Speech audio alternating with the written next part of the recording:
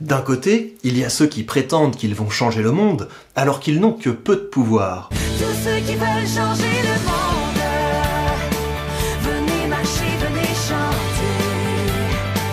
Tous ceux qui veulent changer le monde, venez marcher à mes côtés. D'un autre côté, il y a ceux qui changent si profondément le monde qu'ils doivent tant bien que mal essayer de prétendre qu'ils n'ont que peu de pouvoir. You don't think you have a monopoly? It certainly doesn't feel like that to me. Okay.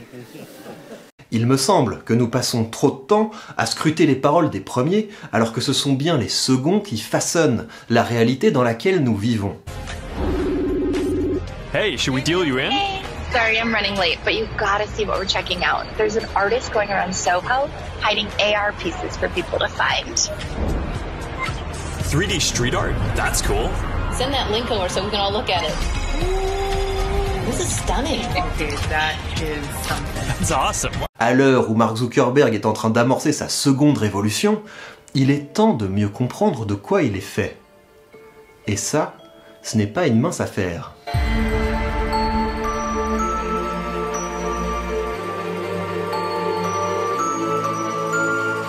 Commençons par la légende de Mark Zuckerberg. Mark Zuckerberg serait à l'origine un garçon un peu marginal, avec une passion peu commune pour l'informatique, qui cherchait désespérément à s'intégrer. Et s'il a donc créé Facebook, c'est pour organiser une contre-soirée dont il serait le maître de cérémonie et à laquelle tout le monde aurait le droit de participer. Cette légende, il l'entretient notamment dans des entretiens de ce genre-là. Before the internet, you were really tied to your physical location. And I just think about how when I was growing up, I grew up in a town of about 10,000 people, and there were only so many different clubs or activities that you could do. So I grew up, like a lot of the other kids, playing Little League baseball.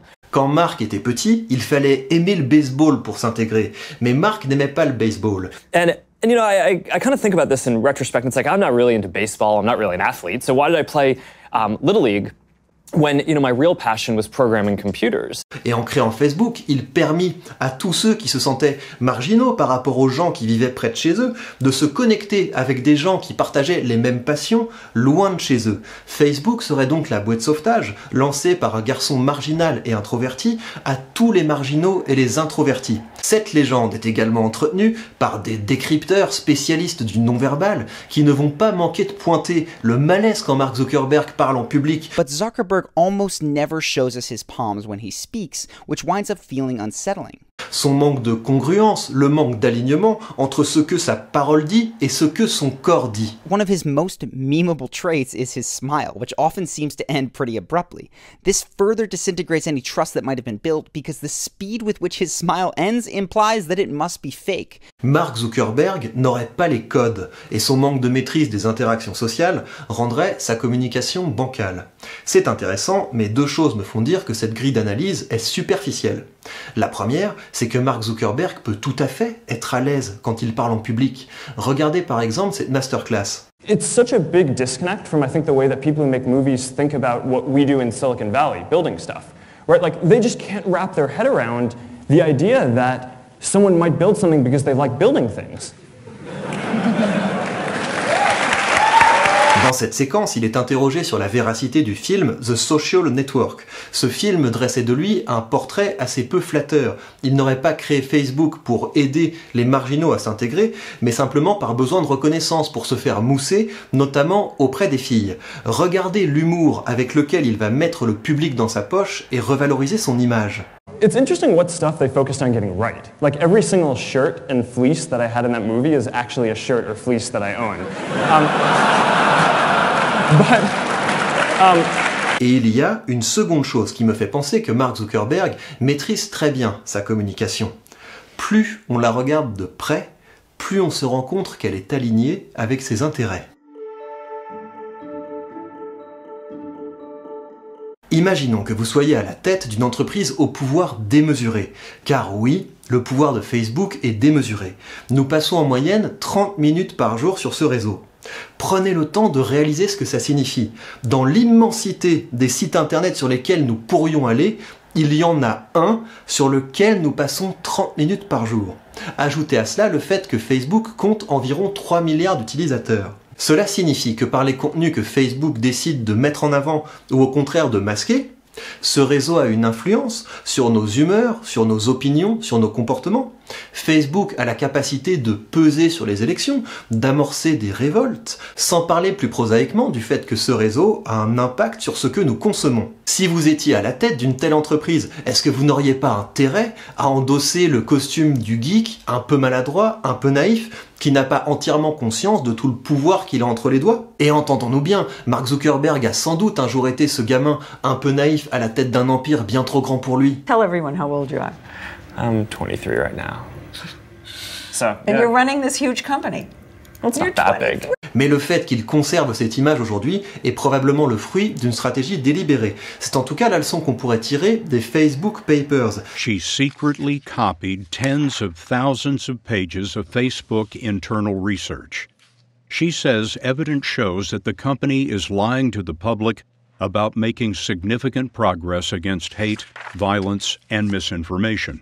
Ce qui est intéressant dans cette affaire, c'est que cette fuite de documents internes permet de mettre la communication de Mark Zuckerberg à l'épreuve de la réalité. It is our mission to try to help connect everyone around the world and to bring the world closer together. Et il en ressort que contrairement à ce qu'il a pu affirmer ici ou là, il a depuis longtemps une conscience aiguisée de ce qui ne va pas dans son entreprise. European political parties were essentially saying to Facebook, the way you've written your algorithm is changing the way we lead our countries. Yes. You are forcing us to take positions that we don't like, that we know are bad for society. We know if we don't take those positions, we won't win in the marketplace of social media. Et il ne s'agit pas de petits problèmes. C'est donc intéressant d'observer comment il a réagi. Face à la polémique déclenchée par les Facebook Papers, la communication de Mark Zuckerberg a été minimale. Il s'est contenté de partager sur Facebook la lettre qu'il a envoyée à tous ses employés.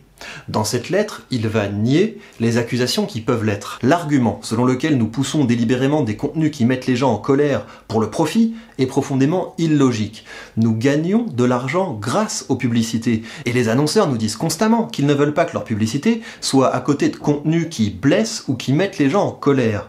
Je ne connais aucune entreprise technologique qui se propose de construire des produits qui rendent les gens en colère ou déprimés. Les incitations morales et commerciales vont toutes dans la direction opposée. Et quand il ne peut pas nier de façon directe ce qui lui est reproché, il va introduire du doute, du flou, il va diluer sa responsabilité tout en montrant qu'il a conscience du problème. C'est par exemple ce qu'il fait ici. Quand il s'agit de la santé ou du bien-être des jeunes, chaque expérience négative compte. C'est incroyablement triste de penser à un jeune dans un moment de détresse qui, au lieu d'être réconforté, a aggravé son expérience. Mais sur ces sujets sociaux, je ne crois pas que les entreprises privées devraient prendre toutes les décisions elles-mêmes. C'est pourquoi nous préconisons la mise à jour de la réglementation Internet depuis plusieurs années maintenant. L'objectif principal de cette stratégie de communication semble être de gagner du temps. Et c'est à peu près la même stratégie qu'il a utilisée lors des auditions dans le cadre de l'affaire Cambridge Analytica. Mr. Zuckerberg, what year and month did you personally first become aware of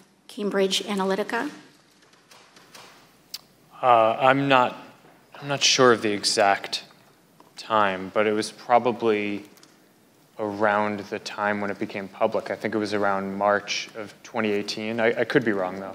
Quand vous regardez ça, vous vous dites peut-être que ça ressemble finalement à la communication de n'importe quel politicien pris la main dans le sac. When did Facebook COO Sheryl Sandberg become aware of Cambridge Analytica? I don't know off the top of my head. You don't know. Il va tenter de gagner du temps, mais à la fin, le réel va le rattraper. Ce serait mal comprendre ce qui fait la spécificité de Mark Zuckerberg. Le temps joue pour lui.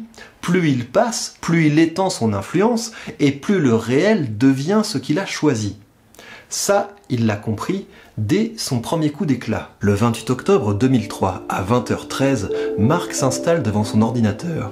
Il est seul dans sa chambre, et alors que ses camarades en quête de reconnaissance sociale s'enivrent et batifolent, il force la sécurité de son université pour voler les photos des étudiants. Ces photos vont lui servir de base pour la création d'un site FaceMash. Celui ou celle qui se connecte à ce site se verra suggérer des photos d'étudiants et il pourra voter pour les plus attirants. Et grâce à un algorithme conçu par notre petit génie, les plus attirants du campus se détacheraient progressivement. Dans des billets de blog, il publie, au fil de son travail, les techniques qu'il utilise pour pirater les sites des dortoirs qui contiennent les trombinoscopes qu'il convoite. Son ton n'est pas franchement timide ou réservé, il est dans son élément. Après quelques heures de travail, il a récupéré la quasi-totalité des photos et le site est prêt à l'emploi. Content de son invention, il envoie le lien à 2 ou 3 amis pour leur demander leur avis, puis il va se reposer. Lorsqu'il se reconnecte à son ordinateur, il réalise que son site, en quelques heures, est devenu viral. Il prend peur et le désactive. Le lendemain, il essuie les injures et les menaces d'étudiants, en particulier de groupes féministes, qui lui reprochent de traiter les humains comme du bétail. Viennent ensuite les réprimandes des doyens de l'université qui, bien qu'impressionnés par ses talents de hacker et de programmeur, le somment de rester calme jusqu'à la fin de sa scolarité sous peine d'exclusion. Et Mark a bien retenu la leçon. Mais au fait, de quelle leçon parlons-nous? Durant les quelques heures d'activité du site FaceMash, il a reçu environ 22 000 votes. Et combien y a-t-il d'étudiants à Harvard? Environ 22 000. Mark Zuckerberg a été l'un des premiers à exploiter le fossé entre ce que nous déclarons et ce que nous faisons. Il savait hier que c'étaient les mêmes étudiants qui l'avaient conspué, que ceux qui s'étaient rués la veille pour contempler leurs notes et pour noter les autres. Il sait aujourd'hui que ce sont les mêmes politiciens qui s'emportent contre les GAFAM, qui vont ensuite compter fébrilement le nombre de likes sous leurs déclarations. Mark Zuckerberg sait surtout que quelle que soit la vigueur de nos protestations, nous nous plongeons chaque jour un peu plus dans le monde qu'il crée pour nous. Tout ce qu'il a à faire, c'est de créer des produits qui prendront une place si fondamentale dans la vie des gens qu'ils ne pourront plus s'en passer. Bien sûr, de temps en temps, ils seront sujets à discussion, mais pas au point de les remettre en question. Plus le temps passe, plus il a d'influence. Plus le temps passe, moins il a de concurrence. Car pour une personne qui prendra le temps de consommer des contenus lui permettant de développer ses connaissances et ses compétences, il y en aura 1000 qui préféreront s'immerger dans du divertissement ou écouter les litanies déculpabilisantes des dealers d'opinion. Mark Zuckerberg est persuadé de vous connaître mieux que vous ne vous connaissez. Faites-le mentir. Cessez d'être spectateur, devenez créateur.